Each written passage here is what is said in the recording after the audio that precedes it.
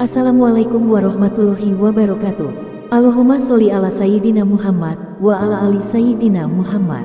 Pemirsa yang dirahmati Allah, marilah kita simak ceramah dari Ustadz Fahrudin Faiz dengan tema Makrifat dan Sahur. Sebelumnya marilah kita perbanyak sholawat minimal 1000 kali sehari, agar hidup kita penuh barokah dan mendapatkan syafaat kelak. Selamat menyaksikan. Terus makrifat. Imam Junaid punya definisi yang berbeda tentang makrifat. Selama ini kan kita mendefinisikan makrifat itu kondisi jiwa yang tahu segalanya karena anugerah dari Allah. Makrifat itu adalah kondisi jiwa yang sadar akan ketidaktahuannya setelah dia mendapat anugerah pengetahuan dari Allah. Jadi kan kita ini kan pengetahuannya palsu semua, duniawi semua, maya semua. Kemudian kita membersihkan diri, melakukan riyadhah, mujahadah, kemudian Allah melimpahkan ilmunya yang sejati dalam diri kita. Begitu Allah melimpahkan ilmunya yang sejati dalam diri kita, kita baru sadar selama ini betapa bodohnya kita. Itulah makrifat. Jadi kondisi jiwa yang sadar akan kelemahannya, akan kebodohannya setelah dia mendapat anugerah ilmu, anugerah pengetahuan dari Allah. Kan ada juga orang yang oleh Allah diberi ilmu, diberi anugerah pengetahuan, tapi tidak muncul Allahnya kan. Muncul egonya, muncul kesombongannya, muncul, berarti jiwanya belum jiwa yang makrifat. Kamu belajar terus paham, merasa wah pinter aku sekarang, masih ada akunya. Wah ngerti aku sekarang, masih aku. Jadi masih tidak memunculkan Allah. Nah itu berarti kalian belum makrifat. Kalau sudah makrifat, itu dapat pengetahuan, justru yang muncul Allah dan kesadaran betapa lemahnya kita, betapa kita ini tidak tahu apa-apa. Pengetahuan kita kan selalu pengetahuan yang terbatas, lokal, sejauh yang kita pahami, sejauh yang kita jangkau.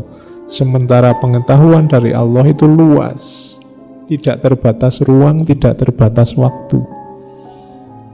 Ketika Nabi Khidir membunuh seorang anak kecil, itu kan dengan pengetahuannya Nabi Musa yang terbatas dalam ruang dan waktu saat itu kejahatan.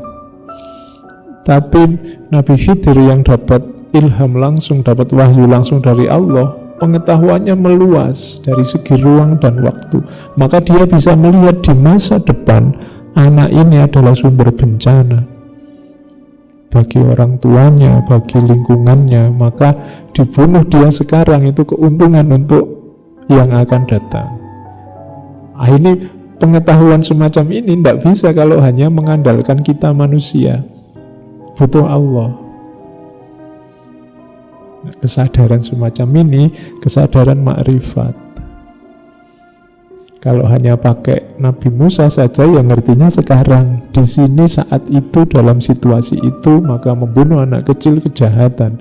Tapi semakin luas ilmu kita, semakin menjangkau segalanya dari sisi ruang dan waktu, ternyata membunuh itu dimaknai sebagai kebaikan. Merusak kapal juga ternyata kebaikan ketika tahu di depan nanti kapal ini akan terancam dirusak dan dirampas oleh orang lain, maka dirusak kecil dulu biar yang mau merampas tidak tertarik. Itu kan pengetahuannya melampaui ruang, melampaui waktu saat itu. Sementara kita manusia, pengetahuan kita tidak bisa keluar dari ruang dan waktu saat ini. Oke, itu makrifat namanya dalam pandangan Imam Junaid. Nah, ada lagi sahu. Iya. Kalau ini level yang berat sebenarnya bagi seorang sufi. Tadi kan level riyadhah semua, makrifat, musyahadah, macam-macam fana, baqo. Setelah kesadaran Allah ini beres, biasanya memang orang kembali lagi pada kesadaran sebelumnya. Namanya sahu, kembalinya seorang sufi pada kesadarannya yang awal setelah sebelumnya mengalami fana. Inilah saatnya untuk hidup yang sebenarnya dengan kebersihan hati hasil fana tadi di tengah masyarakat. Mungkin saatnya dakwah, saatnya menulis, saatnya mengajar, saatnya memberdayakan orang lain. Nah, itu level sahu. Allah mengembalikan sufi kepada keadaannya semula agar dia dapat menjelaskan bukti-bukti dari rahmat Tuhan kepadanya. Inilah saatnya cahayanya ditampakkan pada orang lain. Makanya ada sufi-sufi di sekitar kita yang oleh Allah dibawa ke level ini.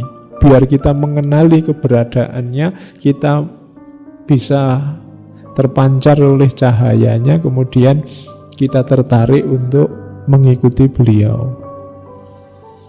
Cuma ini berat bagi sufi. Sufi itu lebih enak, tidak ada yang kenal. Makanya banyak sufi yang kalau dibongkar kesufiannya, beliau tidak berkenan. Karena begitu orang tahu dia sufi, akan sangat berat menjaga levelnya, level kedekatannya, level kebersihannya. Jadi kita harus berterima kasih pada para sufi yang mengizinkan dirinya dikenali, sehingga kita bisa belajar dari mereka. Ini perjuangan sangat berat bagi para sufi, karena kalau tidak ada orang yang tahu, lebih mudah untuk menjaga kebersihan dirinya. Tapi begitu banyak orang yang tahu, dia akan berat. Nah, ini level sahu, makom sahu.